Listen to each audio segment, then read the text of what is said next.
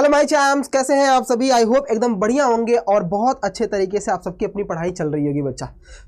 इस पढ़ाई के प्रोसेस में आपके जो रिविजन्स वाली सीरीज चल रही है, जिसमें आज हम करने वाले हैं linear equations in two variables one shot. देखो भाई, सिंपल सा बता देता हूं तुम्हें। इससे पहले तुमने 2 चैप्टर कंप्लीट किया, रिवाइज किया, तुम्हें मजा आया ना बेटा।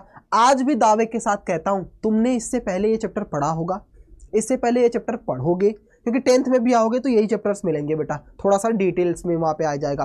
तो बेटा आज मैं तुम्हें ऐसा कवर कर दूंगा कि तुम्हारा 9th तो होगा ही होगा और साथ में आपका 10th भी कंप्लीट हो जाएगा। यानी 10th में जाकर के सिर्फ आपको एक बार रिवाइज करना होगा बोर्ड के लिए बेटा। यानी 10th का कॉन्सेप्ट भी आज मैं आपको एटलीस्ट 80% समझा दूंगा, सिर्फ 20% बचा रहेगा थोड़ा सा यूनिक, वो हम 10th क्लास में खत्म कर लेंगे। ठीक है, डन। तो भैया सिंपल सा है, पेन एंड पेपर के साथ बैठ लेना और मैं आपको दावे के साथ चैलेंज करता हूं, मेरे चांस दावे के साथ बोलता हूं, हर बार बोलता हूं, इस बार फिर से बोल रहा हूं, इस क्लास के बाहर से एक क्वेश्चंस भी आपके सिलेबस में नहीं आने वाला है। यानी जो आपका फाइनल एग्जाम होगा उसमें से एक क्वेश्चंस भी इस क्लास से बाहर नहीं आएंगे।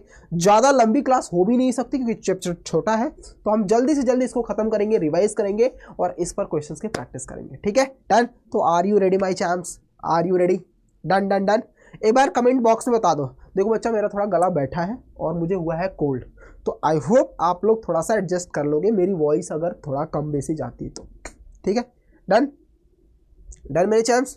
चले स्टार्ट करें मेरे चैम्प्स। आइए स्टार्ट करते हैं। बहुत बेसिक से जाएंगे और बहुत एडवांस लेवल तक जाएंगे, मतलब अच्छे तरीके से समझने वाले। पेन एंड पेपर के साथ बैठना, ऐसे प्रवचन सुनने के लिए नहीं बच्चा। ठीक है, डन। चलिए आइए स्टार्ट करते हैं बेटा। सबसे पहले मैं आपसे पूछूंगा कि जब हम बात कर रहे हैं linear equations in two variables की, तो उससे पहले हम उसमें उस पार्ट में जो आ रहा है हमारा फंक्शन, कौन सा सर? एक फंक्शन ऐसा है सर, एक फंक्शन ऐसा है कि जो आप बार बार बोल रहे हो linear equations in two variable, linear equations in two variable. तो सर थोड़ा इसको बाइफरकेट करते हैं, अलग अलग टर्म्स में समझते हैं। सर एक काम करो, पहले मुझे इक्वेशंस बता दो। क्या बता दो? चल जाओ भाई। ये हाँ सर, मुझे क्या बता दो? इक्वेशंस बता दो। क्या बता दो भाई? इक्वेशंस। देखो बेटा, इक्वेशंस क्या होता है थोड़ा सा बेसिक से समझो। जैसे मैंने पोलिनोमियल में समझाया था, अलजेब्रिक एक्सप्रेशन समझाया था, वैसे अब तुम्हें इक्वेशन समझाता हूं। जब हम पोलिनोमियल्स की बात करते थे तो हमारे पास एक स्टैंडर्ड फॉर्म होता था और उसका कंपैरिजन हम किसी और से नहीं कर सकते थे। यानी जब किसी पोलिनोमियल्स को किसी के कंपैरिजन करते हुए वैल्यू पुट कर दी जाए, मतलब जब हमारे पास इक्वल टू का साइन, ग्रेटर का साइन, स्मॉलर का साइन, कैसे कहते हैं भैया? तुम कैसे कहोगे एक दूसरे को कि ये हम कंपेयर कर रहे हैं? जैसे मान लो आप 2 दोस्त हो, ठीक है, तो एक दोस्त बोलता है मेरे पापा के पास तो गाड़ी है, तो दूसरा दोस्त बोलता है मेरे पापा के पास तो माँ है। ऐसा डायलॉग मत बोलना बेटा, सिंपल सा। अब पैसे के मामले में देख लो बेटा, कोई बच्चा बहुत मिडिल क्लास से है, कोई बच्चा बहुत रिच फैमिली से है, तो इसका मतलब आप कंपैरिजन कैसे कर सकते हो? कंपैरिजन करोगे इन्हीं 3 साइन से।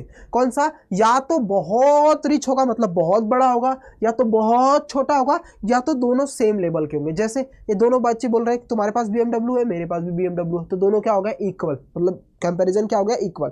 तो जब भी हम किसी चीज का कंपैरिजन करते हैं तो वो इन 3 साइनों से दिखाते हैं। तो जब भी किसी पोलिनोमियल का हम कंपैरिजन करते हैं और इस तरीके से हम प्रेजेंट करते हैं, उसमें इक्वेशंस का साइन आ जाता है, इक्वल का साइन आता है, उसे हम इक्वेशंस बोलते हैं। इक्वेशंस का मतलब ही होता है इक्वल्स टू। यानी जब हम किसी को इक्वल्स टू करते हैं तो वो कंडीशंस बन जाती है इक्वेशंस की। जैसे आपने पढ़ा था पोलिनोमियल्स की ax², अगर क्वाड्रेटिक पोलिनोमियल्स की बात करूं bx + c, ये हमारा क्वाड्रेटिक पोलिनोमियल्स था, लेकिन हमने इक्वल्स टू के साइंस के बराबर कर दिया, इक्वल्स टू 0, तो ये हमारा क्या हो जाता है? क्या बेटा? क्वाड्रेटिक, सॉरी ये क्या बन जाएगा? इक्वेशन बन जाएगा, क्वाड्रेटिक इक्वेशन बन जाएगा क्वाड्रेटिक पोलिनोमियल की जगह पर। तो जब भी आपसे कोई इक्वेशन पूछे, इक्वल्स टू का साइन दिखा देना, that means it is known as a equations, it is called as an equation. ठीक है बेटा, कंफर्म, क्लियर, डन, समझ में आ गया? चलो भैया, सर हमने इक्वेशंस तो समझ लिया, अब जरा वापस आओ यहाँ पर। सर हमने इक्वेशंस तो समझ ली, अब उसके पहले ये जो लाइन दिखाया गया लीनियर, ये क्या होता है? याद करो पोलिनोमियल वाला चैप्टर, उसमें मैंने समझाया था कि जिसके पावर में सबसे बड़ी पावर, जिस वेरिएबल के पास सबसे बड़ी पावर या एक्सपोनेंट या डिग्री कह लो, उसमें अगर 1 होता है तो उसको हम क्या बोलते हैं? लीनियर। याद करो बेटा, अगर कांस्टेंट होता है तो उसके पावर में 0, लीनियर होता है तो पावर में 1, क्वाड्रेटिक होता है तो पावर में 2, हाईएस्ट पावर में 2 होता है ना बेटा, ऐसा हमने पढ़ा है। ऐसी चीजें हमने देखी हैं। तो जब भी हम इन कैटेगरीज में आते हैं और लीनियर की बात करते हैं, तो जब भी हमारे पास कोई भी क्वाड्रेटिक इक्वेशंस मतलब कोई भी इक्वेशंस दिया जाता है उसमें सबसे बड़ी पावर अगर 1 आती है तो वो बन जाता है लीनियर इक्वेशंस। दैट मीन्स अगर कोई भी वेरिएबल, जैसे मैंने लिखा x + 5 = 4, x + 5 बराबर क्या आ गया बेटा 4, यानी इसमें जो x हमारा वेरिएबल्स है वो दिखाता है सबसे बड़ी जो डिग्री है, जो पावर है, जो एक्सपोनेंट है, वो सबसे बड़ी डिग्री बता रहा है 1। That means it is known as a linear equations, या इसको हम बोल सकते हैं लीनियर इक्वेशंस। ठीक है, डन। सबसे बड़ी पावर 1 हो गई, हमारा लीनियर इक्वेशंस बन गया। Is that clear? Linear equations का ग्राफ कैसा बनता है ये भी पॉलिनोमियल में समझाया था। सर लीनियर इक्वेशंस हमेशा स्ट्रेट लाइन दिखाती है, क्यों दिखाती, वो भी एक्सप्लेनेशन समझेंगे। सर इक्वेशन समझा, इक्वेशंस के पहले लीनियर होता है वो भी समझ लिया। अच्छा जी, अब सर हमें ये तो समझ में आ गया कि लीनियर इक्वेशंस क्या होता है। लीनियर इक्वेशंस इन 1 वेरिएबल्स क्या मतलब है? अगर मैं 1 वेरिएबल ऐड कर दूं तो उसका मतलब क्या होता है बेटा? सिंपल सा अगर मैं समझाऊं तो इक्वेशंस जिसको हम इक्वल्स कर देते हैं, यानी इक्वल्स टू के साइन के हिसाब से दिखा देते हैं, जिसमें सबसे बड़ी पावर 1 होगी, उसको बोलते हैं लीनियर इक्वेशंस, लेकिन 1 वेरिएबल के साथ में। तो बेटा अभी जो मैंने एग्जांपल दिया था 1 वेरिएबल का मतलब होता है बेटा कि जब भी हम क्वेश्चंस को डिफाइन कर रहे हो उस क्वेश्चंस में सबसे बड़ी पावर भी 1 होनी चाहिए और उस पूरे इक्वेशंस में केवल और केवल एक वेरिएबल दिखाया गया हो। जैसे मैं अगर इधर लिखूं बेटा 3x + 5 + 9 = 2x - 3y + 9। अब जैसे ये कंडीशंस रखा, यहां तक तो सही था कि इसमें सब में एक वेरिएबल था, कौन सा बेटा? x है। यहां गया तो यहां पर भी x दिखा, तब तक तो सही चल रहा था। लेकिन जैसे ही मैं इसके पास गया यहां पर y दिख गया, मतलब दूसरा वेरिएबल, तो इसका मतलब लीनियर इक्वेशन ही 1 वेरिएबल नहीं होगा। अगर मैं यहां पे सिर्फ और सिर्फ 3 लिख दिया तो ये मेरा दोनों साइड पर देखो इक्वल्स टू का साइन है, ये दिखाता है इक्वेशंस को। उसके बाद लीनियर सबसे बड़ी पावर 1 है बेटा, सबसे बड़ी पावर 1 है तो ये दिखा रहा है लीनियर को। उसके बाद एक वेरिएबल है तो ये दिखाता है आपका किसको? 1 वेरिएबल को। That is the meaning of linear equations in 1 variable. समझ में आ रहा है ना? बहुत धीरे धीरे समझा रहा हूं, आराम आराम से समझा रहा हूं, ताकि तुम्हें ऐसा पढ़ लो बेटा कि 10th में फिर इसको पढ़ने की जरूरत ना पड़े, सिर्फ 20% रिवाइज करो और काम खत्म कर दो। डन डन बच्चा, समझ में आया? मजा ना आ जाए बेटा तो पैसे वापस जो तुमने दिए नहीं है मुझे, ठीक है? मजा ना आ जाए इस क्लास से तो कहना और पैसे वापस कर दूंगा, लेकिन जो तुमने पैसे दिए नहीं तो वापस तो बनता ही नहीं है, लेकिन मैं बोल रहा हूं बेटा, ठीक है? डन। चलो now next point, sir linear equations 1 variable तो समझ आ गया, सर 2 वेरिएबल्स क्या होता है? ऑफ कोर्स अभी एग्जांपल देकर के समझाया था। अब यहां पर क्या कैटेगरी होगी? सर इक्वल्स टू का साइन होगा, हाँ जी होगा। सर एक काम करो, सबसे बड़ी पावर 1 होगी, हाँ जी होगी। तो सर एक मुझे कंडीशंस बताओ कि इसमें जो 2 वेरिएबल्स आएंगे उन दोनों वेरिएबल्स में क्या जरूरी है कि दोनों की पावर सेम होगी? हाँ जी सर जरूरी है कि दोनों की पावर सेम होनी चाहिए। सर ये भी जरूरी है कि दोनों की पावर अगर दो रख दूं तो? नहीं बेटा, क्या लिखा है आगे लिख रखा है लीनियर, इसका मतलब दोनों की पावर क्या होनी चाहिए? दोनों की पावर क्या होनी चाहिए? 1। अच्छा एक काम करो सर, आपने बोला था कि सबसे बड़ी पावर क्या होनी चाहिए? 1 होनी चाहिए। जैसे एग्जांपल देता हूं, 3x = मैंने 5y लिख दिया है, सिंपल सा। अब आप कहोगे सर 2 क्यों नहीं हो सकता? सबसे बड़ी पावर 2 क्यों नहीं सकती? आपने बोला सेम होनी चाहिए, मैंने सेम दिखा दिया 2। तो सर लीनियर के हिसाब से ये तो गलत हो जाएगा, क्योंकि लीनियर की सबसे बड़ी वैल्यू क्या होती है? 1। तभी हमारी स्ट्रेट लाइन बनती है और तभी लीनियर इक्वेशन बनता है। ठीक है सर मैं समझ गया। सर 3x = 5y आप बोल रहे हो सेम, तो 1 तो कैटेगरी में सेम आ रही है, लेकिन आपने ये बोला था सर कि जितनी सबसे बड़ी पावर, जैसे हम लीनियर इक्वेशंस में एक लीनियर पॉलिनोमियल में एक चीज पढ़ रहे थे, 3x 1 + 5, या ऐसे लिख दूं 5 = 0, ऐसा कुछ भी लिख दे रहा हूं, ठीक है बच्चा? इस कैटेगरी में ये क्या है? लीनियर इक्वेशंस इन 1 वेरिएबल x है। लेकिन अगर मैं y के पावर में 0 लिख दूं तो क्या ये लीनियर इक्वेशंस है? हाँ जी सर है लीनियर इक्वेशंस। सर ऐसा कैसे लीनियर इक्वेशंस है? सर लीनियर इक्वेशंस ये है कि सबसे बड़ी पावर मुझे 1 दिख रही है, यानी इन दोनों वेरिएबल्स में अगर ये क्या हो गया? अगर सबसे बड़ी पावर इन दोनों वेरिएबल्स में सबसे बड़ी पावर 1 है तो वो लीनियर इक्वेशंस है। तो सर ये डिफाइन करो मुझे कि लीनियर इक्वेशंस तो है, तो लीनियर 2 वेरिएबल्स भी हैं, 2 वेरिएबल्स हैं, लेकिन दोनों की वेरिएबल्स में वैल्यू सेम नहीं है, मतलब पावर सेम नहीं है, तो क्या ये लीनियर इक्वेशंस इन 2 वेरिएबल है?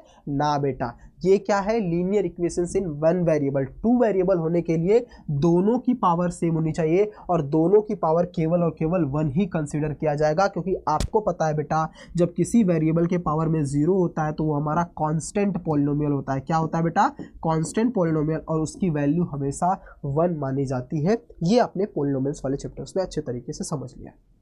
आई होप आपको तीनों चीज़ों में क्लियरिटी आ चुकी होगी। सर इक्वेशंस क्या होता है, सर लीनियर इक्वेशंस क्या होते हैं, sir linear equations in one variable क्या होते हैं और linear equations in two variables क्या होते हैं। Is that clear everyone? दिमाग में फिट हो गया ना, कोई डाउट नहीं, परेशानी? बहुत बढ़िया। नाउ नेक्स्ट पॉइंट मेरे चैम्प्स, अब लीनियर इक्वेशंस की डेफिनेशंस क्या होती है कि जब कभी भी जब एक ऐसा इक्वेशंस हम फॉर्म करते हैं, जैसे हमने क्वाड्रेटिक पोलिनोमियल, लीनियर पोलिनोमियल, इन सबका स्टैंडर्ड फॉर्म पढ़ा था, वैसे ही लीनियर इक्वेशंस का भी स्टैंडर्ड फॉर्म होता है। क्या होता है बेटा कि जब कभी भी इक्वेशंस, एक ऐसा इक्वेशन जो फॉर्म करता है इस कैटेगरीज में, यानी ax plus B Y plus C equals to 0, जब इस कैटेगरी में डिफाइन करता है जहां पर a और b और c जो होते हैं वो हमारे रियल नंबर्स होते हैं। रियल नंबर्स क्या होते हैं, जाओ पहले चैप्टर्स में पढ़ाया था सर, रियल नंबर्स में रेशनल इरेशनल कुछ भी हो सकता है, रूट में हो सकता है, डेसिमल में हो सकता है, सब चीज़ें चल जाएंगी। Such that a and b कभी भी 0 नहीं हो सकता, मतलब इन दोनों की वैल्यू अगर हमने 0 कर दी तो ये linear equations in two variables नहीं बनेगा बेटा, क्योंकि इनमें से किसी की वैल्यू 0 करते ही वो वैल्यू ही 0 बन जाएगी और कोई ये बन जाएगा linear equations in one variable या लीनियर इक्वेशंस बन जाएगा। दैट इज वाई a और b, यानी a और b कभी भी 0 नहीं हो सकते। इसी को हम बोलते हैं linear equations in two variables. ठीक है बेटा, डन मेरे चैम्प्स? क्लियर? बेहतरीन तरीके से दिमाग में फिट हो रहा है ना, कोई दिक्कत परेशानी तो नहीं है ना? Done done done done. यानी इसके बाद जब कभी भी आपसे कोई पूछता है कि डिफाइन करो what is the meaning of linear equations, just tell him कि ax plus B Y plus C equals to 0, इस स्टैंडर्ड फॉर्मेट में अगर वो डिफाइन कर रहा है तो वो linear equations in two variable होगा, नहीं तो नहीं, जहां पर a और b कभी भी 0 नहीं हो सकते। यानी अगर आपके पास कोई इक्वेशन दिया जाता है और उसको पूछता है कि आप लीनियर इक्वेशंस बताओ है कि नहीं, तो कैसे बताओगे, इससे कंपेयर करके। ठीक है, चलो एक क्वेश्चन करके देख लेते हैं। आई जैसे आपकी ही सिलेबस में क्वेश्चन दिया गया है, write each of the following equations in the form of this, मतलब linear equations in two variable में, एंड इंडिकेट करिए एबीसी की वैल्यू मुझे बताइए। तो सबसे पहले हम फर्स्ट क्वेश्चन को लेते हैं बेटा। क्या लिखा है, 2x plus 3y equals to 4.37। बेटा according to my linear equations in two variables policy क्या कहती है कि भैया हमारा जो है स्टैंडर्ड फॉर्म वो है ax plus B Y plus C equals to 0। अब इस कैटेगरीज में हमारा डिफाइन होना चाहिए, तो एक काम करता हूँ, इसको यहाँ पे ट्रांसफर कर देता हूँ, मतलब मुझे राइट साइड में 0 चाहिए, तो 2x प्लस 3y, अब यहाँ पे ये प्लस है, इधर आकर के माइनस 4.37 इक्वल्स टू 0। अब हम कंपेयर करेंगे, क्या, compare with ax plus B Y plus C equals to 0 से। तो भैया a की वैल्यू क्या आ गई मेरे चैम्प्स, 2, b की वैल्यू क्या आ गई, 3, एंड c की वैल्यू माइनस 4.37, क्योंकि अकॉर्डिंग टू माई पॉलिसी, यानी according to linear equations in two variable policies के हिसाब से c हमेशा प्लस में होता है। लेकिन अगर आपने उसका कांस्टेंट माइनस में दिखाया हुआ है, अगर आपने उसका कांस्टेंट जो है वो माइनस में दिखाया हुआ है नंबर्स, तो बेटा आपकी c की वैल्यू माइनस में आएगी। उसी तरीके से यहाँ पर प्लस लिखा हुआ है, लेकिन इन दोनों में से किसी के पास माइनस होता तो उसकी वैल्यू माइनस में आती। इस तरीके से हम कंपैरिजन करके वैल्यू को दिखा सकते। अब इसमें देखो बेटा, इसमें क्या लिखा है, x माइनस 4, अब इसको इधर करोगे तो माइनस √3y इक्वल्स टू 0। पहले हमें इसको करना पड़ेगा एक वेरिएबल, उसके साथ दूसरा वेरिएबल, माइनस 4 इक्वल्स टू 0। क्यों, क्योंकि बेटा ax पहले x है, फिर b y है, फिर c आता है, तो पहले x लिया, फिर y को लिया, फिर हमने c को लिया। अब हमने कंपेयर किया तो a बराबर क्या आ जाएगा, यहाँ से 1, x के पास कुछ नहीं, मतलब क्या आएगा 1। अब b की वैल्यू क्या आ जाएगी बेटा, b की वैल्यू माइनस √3 आएगी और c की वैल्यू आएगी माइनस का 4। ठीक है बेटा, डन, समझ में आया, क्लियर हो रहा है अच्छे तरीके से। अब कमेंट बॉक्स में देखो बेटा, ये सबसे मोस्ट इंपॉर्टेंट है। अब कमेंट बॉक्स में बताने की बजाय यहीं पे बताओ। चलो देखो, अगर हम देखें बच्चा, क्या लिखा है, 2x इक्वल्स टू, तीसरा वाला है 2x इक्वल्स टू y। मेरे चांस इसको ट्रांसफर करो, 2x माइनस y। अगर मैं प्लस 0 बराबर 0 लिख दूं तो कोई फर्क पड़ने वाला है? सर ऐसा क्यों किया आपने? एक काम करो बेटा, छोड़ो इसको, छोड़ो कल की बातें, कल की बात पुरानी है। ठीक है, डन। यही है कैटेगरी बेटा। y को ट्रांसफर किया 2x माइनस वाई बराबर 0। अब कंपेयर करो बेटा, जरा इससे कंपेयर करो। जब हमने इसको कंपेयर किया मेरे चैम्प्स, तो जब कंपेयर करने के बाद हमारे पास जो वैल्यू आ रही है वो वैल्यू कौन सी आ रही है, जरा चेक करना। a की वैल्यू क्या आ रही है बेटा? सर a की वैल्यू तो 2 आ रही है। b की वैल्यू क्या आ रही है? b की वैल्यू -1 आ रही है। सर c की वैल्यू क्या है? सर यहाँ पे तो प्लस c है, बट यहाँ पे कुछ है ही नहीं। तब हम कैटेगरीज में मानते हैं कि जब हमारे पास कोई वैल्यू नहीं होती है। आप समझना ध्यान से दोनों का मतलब बेटा। अगर कांस्टेंट के पास कोई वैल्यू नहीं है तो उसको हमेशा हम 0 लेते हैं। फिर से सुनना, अगर कांस्टेंट लिखना है तो लिख लो बेटा। अगर कांस्टेंट के पास, अगर, this is the most important point बेटा, अगर कांस्टेंट के पास कोई नंबर नहीं है, कोई नंबर नहीं है, तो हम हमेशा 0 यूज करते हैं, 0 लेते हैं। किसके पास बेटा? कांस्टेंट के पास। कांस्टेंट कौन होता है? जो नंबर, मतलब जैसे इस कैटेगरी में। लेकिन मेरे चैम्प्स अगर कोई वेरिएबल मिसिंग है, सॉरी वेरिएबल है, वेरिएबल के पास कोई नंबर नहीं है, जैसे देखो y के पास कोई नंबर नहीं है, तो हम हमेशा 1 लेते हैं। समझ में आई बात? अगर कांस्टेंट, यहाँ पे कांस्टेंट नहीं था तो +0 = हमने 0 करके c की वैल्यू हम 0 दिखा देंगे।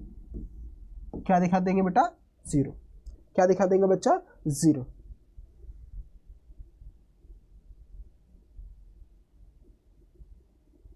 समझ में आया बेटा?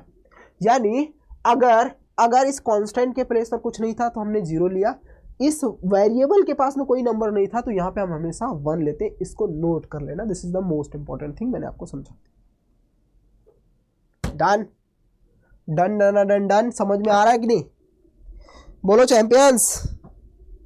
अरे मेरे रॉक स्टारों, नॉक करने वाले हो तुम बोर्ड को, तो मजा आ रहा है कि नहीं? बताइए, समझ में आ रहा है अच्छे तरीके से? बेहतरीन। क्या बात है सर, क्या बात है। चलिए, अब जो आपने लीनियर इक्वेशंस पढ़ा था, जो आपने समझा था, उसी को अब हमें यूज करके हमें बनाना है एक इक्वेशन। क्या बनाना है बेटा? इक्वेशन। मतलब मैं आपको कुछ क्राइटेरिया दूंगा, कुछ कंडीशन दूंगा। इधर मत देखो, इधर देखो, इधर। ठीक है, जो मैं कुछ क्राइटेरिया देने वाला हूं उसको समझ करके तुम्हें इक्वेशन बनाना है। तुम्हें इक्वेशन बनाने में डर लगता है? मैं समझा रहा हूं बेटा, बिल्कुल आराम से, एकदम इतना धीरे धीरे समझ जाओगे, पता भी ना चलेगा कब तुम्हारी नस नस में घुस गया इक्वेशन बनाना। समझो ध्यान से। चलो, मैंने बोला, आओ एक स्टोरी सुनते हैं, समझते हैं। मैंने बोला सर ये जो है ना आपका एक घर है, ठीक है, घर अच्छा बनेगा तो बता देना। ये कलरफुल बन गया है, ठीक है, कलरफुल हो गया है। इसमें एक छोटी सी खिड़की है, ठीक है, ये आपका दरवाजा है, यहाँ से रास्ते गए हैं, ठीक है, डन। ये बोलोगे घर को दाढ़ी लगी है क्या, बियर्ड आई है? नहीं बेटा, बियर्ड नहीं आई है, मतलब मैं आपको रास्ता बता देता हूँ बस। ठीक है, डन। ऐसा कोई रास्ता गया हुआ है, घर से निकला हुआ है, ठीक है, यहाँ पे ऐसे जाना है, और यहाँ पे आपका एक स्कूल है, मतलब यहाँ पे आप खड़े हो,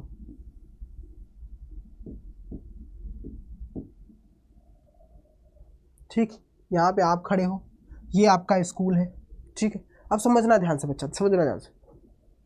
मैं आपसे पूछूं, ये जो घर है ना, यहाँ आप जो खड़े हो, यहाँ से 5 किलोमीटर दूर हो। कितने दूर हो? 5 किलोमीटर। सुनना ध्यान से बच्चा, आप अपने घर से 5 किलोमीटर दूर हो। कितने किलोमीटर? 5 किलोमीटर। मैंने इसी 5 किलोमीटर को छिपा दिया। अब सुनना, कांस्टेंट और वेरिएबल याद करना बेटा, मैंने पॉलिनोमियल में अच्छे समझाया है।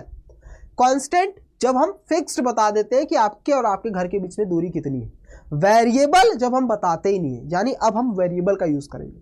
तो इस 5 की जगह पर अब मैंने पूछा, अभी मैंने बोला था कि भैया आपका और आपके घर के बीच में 5 किलोमीटर की दूरी है। अब मैं बोल रहा हूं आपके और आपके घर के बीच में कुछ दूरी है, कुछ दूरी है।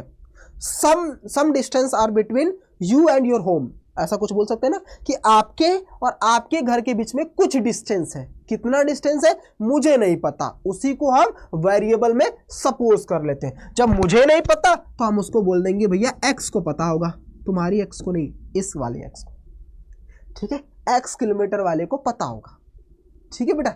यानी इन दोनों के बीच के डिस्टेंस जब हमें नहीं पता होता तो किसको पता होता है, हमारे एक्स को पता होता है। तो यानी एक्स किलोमीटर, मैथ्स वाले एक्स को पता होता है, कहीं और मत जाना, एक्स किलोमीटर बोल सकते हैं या वाई किलोमीटर, जो भी आपको पसंद हो वो आप ले लो, कोई भी अल्फाबेट या अपने नाम का पहला अक्षर भी ले लो।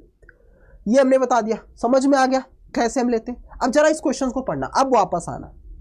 The cost of notebook is twice the cost of pen. आगे कुछ बोला ही नहीं इन्होंने भैया, ना तुमने नोटबुक के बारे में बताया कि कितना कॉस्ट है और ना ही तुमने पेन के बारे में बताया कितना कॉस्ट है। मुझे कोई फर्क नहीं पड़ता, मैं तुम्हें समझाता हूँ, ध्यान से समझना। ये समझ लिया ना घर और दूरी के बीच में? हाँ जी सर, बढ़िया से। आ जाओ जरा इसको भी बढ़िया समझते हैं। सर मुझे बताओ कि आपने नोटबुक बोल दिया, उसका कितना पैसा है वो बोल रहे हो कि दुगुना है। ट्वाइस का मतलब क्या है, 2 टाइम्स है। मतलब अगर मान लो कि मैंने कोई बुक्स 10 रुपए में खरीदी थी तो पेन कितने की होगी, 5 रुपए की होगी, तभी तो 5 का ट्वाइस होगा, मतलब 5 का 2 टाइम्स होगा बुक की वैल्यू। तो भैया नोटबुक का कॉस्ट और पेन का कॉस्ट हमें बताया ही नहीं आपने और बोल रहे हो कि ट्वाइस है, तो कैसे ट्वाइस मानूं मैं? जब मुझे नहीं पता तो किसको पता होगा, हमारे एक्स को। बट अब यहां पर लीनियर इक्वेशंस इन 2 वेरिएबल्स में करना है बच्चा। क्या करना है, लीनियर इक्वेशंस इन 2 वेरिएबल्स। तो हमें करना पड़ेगा, जो दिन 2 चीजों के बारे में नहीं पता उनमें से किसी को एक्स दे दो, किसी को वाई दे दो। तो सपोज कर लेते हैं, क्या करेंगे बेटा, let the cost of notebook equals to X rupees या रुपीज एक्स और the cost of pen equals to rupees Y. समझ में आ गया भैया? मुझे तो नहीं पता है कि तुम्हारे पेन की वैल्यू कितनी है, तुम्हारे नोटबुक की वैल्यू कितनी है, तो मैंने लिख लिया, एक को एक्स दे दिया, दूसरे को वाई दे दिया। जी सर, मजा आ गया समझ के। अब according two questions ATQ, according two questions क्या कहता है सर? क्वेश्चंस ये कहता है कि जो पेन की कीमत है ना, सॉरी जो नोटबुक की कीमत है ना, जो नोटबुक का कॉस्ट है, जो नोटबुक खरीदने में आप पैसा दे रहे हो, वो दुगुना है किसका, पेन को खरीदते वक्त पैसा देने में। तो इसका मतलब ये जो x, हम कंपैरिजन कर रहे हैं बेटा x और y के बीच में, तो हम इक्वल्स टू कर देते हैं। मैंने बोला मेरे पास दोगुनी संपत्ति, मतलब दोगुनी पैसा, दोगुना पैसा है तुम्हारे से ज्यादा, तुम्हारे से डबल पैसा, ऐसा बोलते हैं ना, मेरे पास तुम्हारे से डबल पैसा है, मेरे पास तुम्हारे से डबल पैसा है। कंपैरिजन कर रहे हैं, कंपैरिजन कर रहे हैं, तो इक्वल का साइन आ जाएगा बीच में, कंपैरिजन करते ही इक्वल आएगा, इक्वेशन बन जाएगा। अब भैया मेरे पास डबल है, मेरे पास डबल है, तो मेरे पास डबल करने के लिए मैं 2x कर दूंगा। 2x का पैसा जो है is twice the cost of pen, sorry मेरे पास डबल है। अब जब दोनों को बराबर करना है तो मुझे इन दोनों को बराबर, जैसे मान लो कि मेरा 10 है और ये 5 है और बीच में इक्वल का साइन लगाना है, और मुझे इक्वल का साइन कब लगाऊंगा, जब या तो इधर 2 से डिवाइड कर दूं या इधर 2 से मल्टीप्लाई कर दूं, होगा ना बेटा? जब यहाँ पर 10 रुपया है और यहाँ पे 5 रुपया है, मुझे बराबर करना है, या तो इधर मैं 2 से डिवाइड करके 5 ला दूं तो बराबर हो जाएंगे, या मैं इधर 2 से मल्टीप्लाई करके 10 ला दूं तो बराबर हो जाएंगे। समझ में आ रहा है क्वेश्चन? हाँ जी सर, बहुत बढ़िया समझ में आ रहा है। तो समझ गए तो बस बढ़िया बेटा। पेन का डबल ये है, तो या तो 2 से इसमें डिवाइड कर दो या 2 से इसमें मल्टीप्लाई कर दो। सर मल्टीप्लाई करना इजी रहता है, 2 से हमने मल्टीप्लाई कर दिया, तो सर x इसको इधर ट्रांसफर कर दो, -2y बराबर 0। यही हमारा लीनियर इक्वेशन इन 2 वेरिएबल में बन गया है। मजा आया, समझ में आ गया? अब बना सकते हो ना बेटा। जिसको ना पता हो किसको पता होगा? सर हमारे हर हरकतों का काम हमारे x को पता होता है, मतलब x और y मैथ्स के, कहीं और मत जाना। तो भैया जब भी तुम्हें लगे कि हमें क्वेश्चन समझ में नहीं आ रहा है, अपने एक्स बाबा को याद करना है, वो एक्स और वाई वाले बाबा बता देंगे कि तुम्हें किस किस तरीके से क्वेश्चन को सॉल्व करना है। That is the main thing. ठीक है, डन। चलो आगे चलते। नाउ नेक्स्ट है बेटा solution of a linear equations. तो भैया अभी तक हमने सब अच्छे तरीके से लीनियर इक्वेशंस बनाना कैसे है, पहचानना कैसे है, सब सीख लिया। अब हम सीखेंगे बेटा लीनियर इक्वेशंस को सॉल्व कैसे करना है, क्योंकि सॉल्यूशंस का मतलब होता है लीनियर इक्वेशन जो सॉल्व करोगे उसका आंसर कैसे आएगा। तो बेटा लीनियर इक्वेशन सॉल्व करने के 2-3 तरीके होते हैं, मतलब आपको आंसर 2-3 मिलते हैं, तरीके तो एक ही होता है। मतलब आप 10th में आओगे तो linear equation solution of linear equations के 2 तरीके होते हैं, कुछ एलिमिनेशन मेथड होता है, क्रॉस मल्टीप्लिकेशन मेथड होता है जो आपको 11th में मिलेगा, फिर आपको सब्स्टिट्यूशन मेथड होते हैं। ये सिंपल सा बेसिक सा फंडा पहले आप में भी था लेकिन आप हटा दिया गया, ठीक है। तो अभी आपको बस इतना समझना है बच्चा कि जो सॉल्यूशंस है, जो सॉल्यूशंस हम बताने जाते हैं, सॉल्यूशंस क्या होता है। जैसे मैंने एक सिंपल सी चीज बोली बच्चा आपको कि 2 + 2 बराबर क्या होता है, 4 होता है। अब इस 2 + 2 बराबर 4 हो गया बच्चा। इस 2 के जगह पर मुझे नहीं पता कि क्या आ रहा है, मैंने क्या लिख दिया, x। अब तुम मुझे बताओ कि इस x के जगह पर क्या रखूं कि मेरा आंसर 4 आ जाए। सर आप कहोगे कि सर वैसे तो 2 रख दोगे पहला आंसर तो हमारा आंसर आ जा रहा है, इसके अलावा कुछ और रख सकते हो, इसके अलावा कुछ और वैल्यू रख सकते हो कि तुम्हारा x की जगह पे कोई वैल्यू पुट करे तो आंसर आ जाए। ध्यान से समझना बेटा, यहीं से तुम्हारा पूरा अच्छे से क्लियर हो जाएगा। जैसे मैंने बोला सर 2 + 2 बराबर होता है 4, ये तो सबको पता है, बचपन से पढ़ते आ रहे हो। हाँ जी सर। अब मैं इस 2 के जगह पर x रख दिया अपने x बाबा को याद करके। अब मैं पूछूं कि भैया इस x के जगह पर क्या रखूं कि मेरा आंसर 4 आ जाए। That is the solution of equations. मतलब आप x के जगह पर जो वैल्यू पुट कर दोगे वही वैल्यू आपकी आ जाएगी इक्वेशंस का सॉल्यूशन।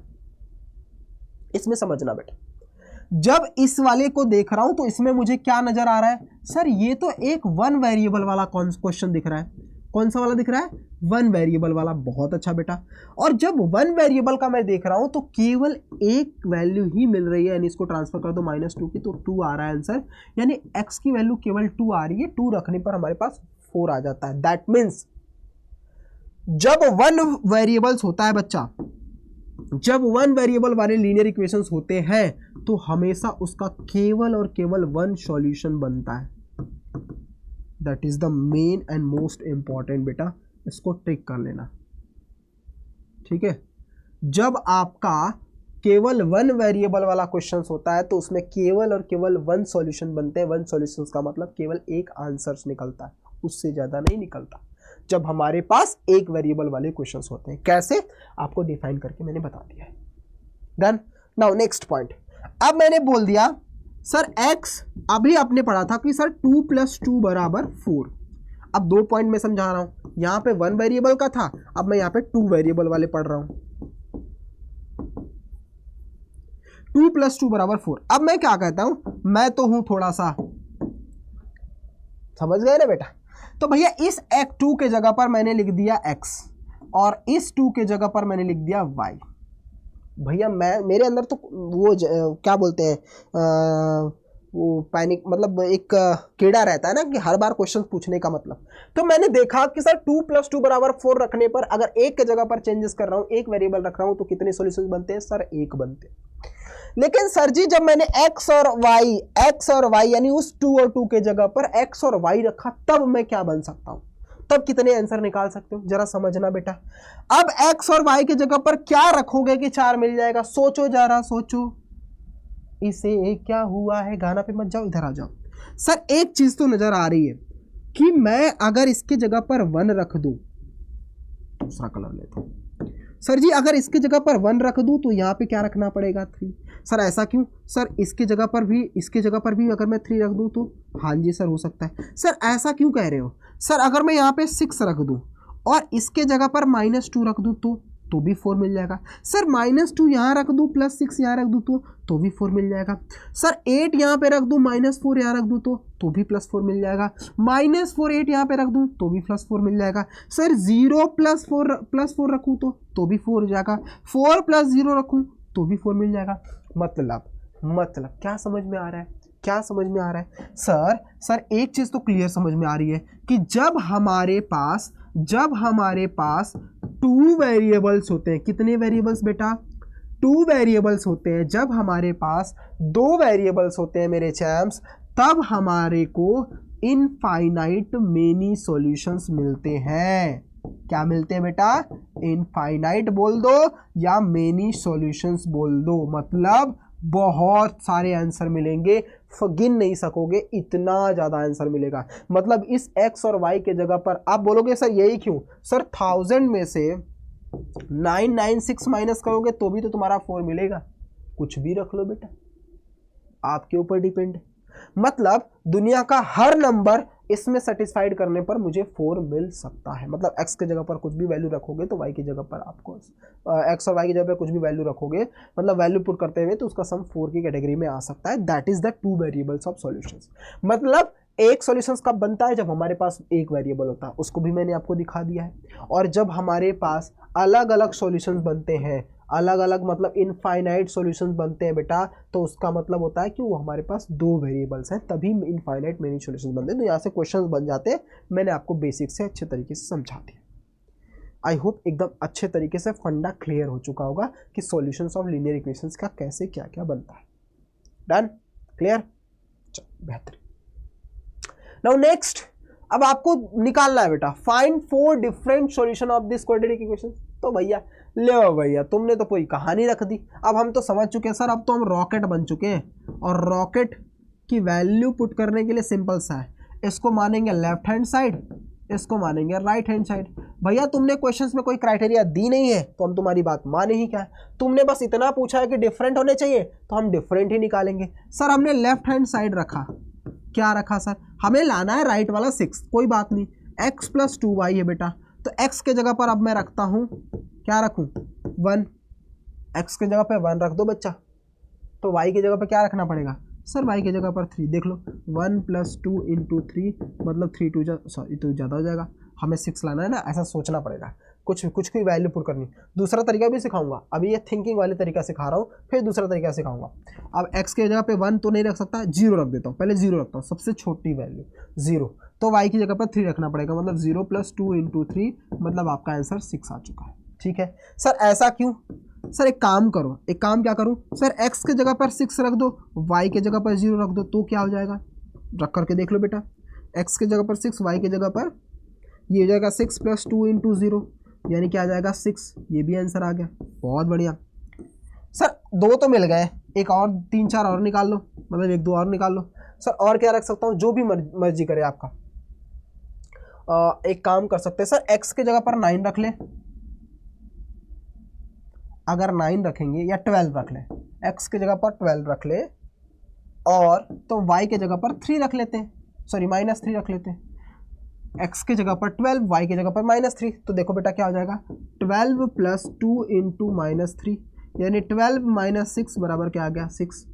बहुत बढ़िया, समझ में आ रहा है ना कैसे क्वेश्चनों को निपटाना है? क्लियर? तो ऐसे कुछ भी वैल्यू देख दाख करके पुट करके वैल्यू बस रख सकते हो x और y की जगह पर। ऐसी वैल्यू इस इक्वेशंस में पुट करो कि सामने वाला बंदा घायल हो जाए। ठीक है, मैथ्स की भाषा में बोल रहा हूँ, किसी और को घायल मत करते बैठना। ठीक है बच्चा, क्लियर मेरे chance? Done? Is that clear everyone? एकदम अच्छे से क्लियर हो चुका है। लीनियर इक्वेशंस बढ़िया से समझ में आ गया बच्चा। अब कुछ है ही नहीं, बस अब तुम तो एनसीईआरटी की वाट लगा दोगे। चलो अब इस क्वेश्चन को जरा सोल्व करके पहले आंख बंद करके बता दो इसमें, which are of the one following options is true and Y. ये हमारे पास लीनियर इक्वेशंस है। क्या है बेटा? Linear equations. पहले इसको अपने स्टैंडर्ड वाले फॉर्मेट में बना दो। ये है बेटा आपका, यानी 3x plus 5 minus Y equals to 0, 3x minus Y plus 5 equals to 0, ये है हमारा। तो भैया ये कौन सा है? सर ये तो हमारा है 2 वेरिएबल वाला, 2 वेरिएबल है, तो भैया x और y दोनों आ जाएंगे। 2 वेरिएबल्स के क्वेश्चन है, और 2 वेरिएबल्स के क्वेश्चन में यूनिक सॉल्यूशंस तो बनता ही नहीं है। 2 सॉल्यूशंस हम डिफाइन ही नहीं कर सकते, कोई होता ही नहीं है, केवल तीसरा होगा इनफाइनाइट मेनी सॉल्यूशंस। क्यों सर? क्योंकि मैंने आपको पूरा एग्जांपल बता करके दिखाया था कि जब हमारे पास 2 वेरिएबल होते हैं तो आप कुछ भी वैल्यू रखोगे, आपके पास इनफाइनाइट सॉल्यूशंस मिलेंगे। क्लियर? देख रहे हो तुम कितने रॉक स्टार की तरफ से उड़ा रहे हो क्वेश्चनों को। अब तुम एक्सरसाइज को लगाना, तुम देखना कैसे फटाफट खत्म करोगे। फाइंड द वैल्यू ऑफ के, के की वैल्यू निकालनी है। अगर एक्स और वाई की वैल्यू दे रखी है तो सिंपल सा भैया एक्स और वाई की वैल्यू दे रखी है, पुट कर दो। 2 इंटू 2 प्लस 3 इंटू 1 बराबर के, तो 4 प्लस 3 बराबर के, तो के की वैल्यू आ चुकी है 7। काम खत्म, काम खत्म बेटा।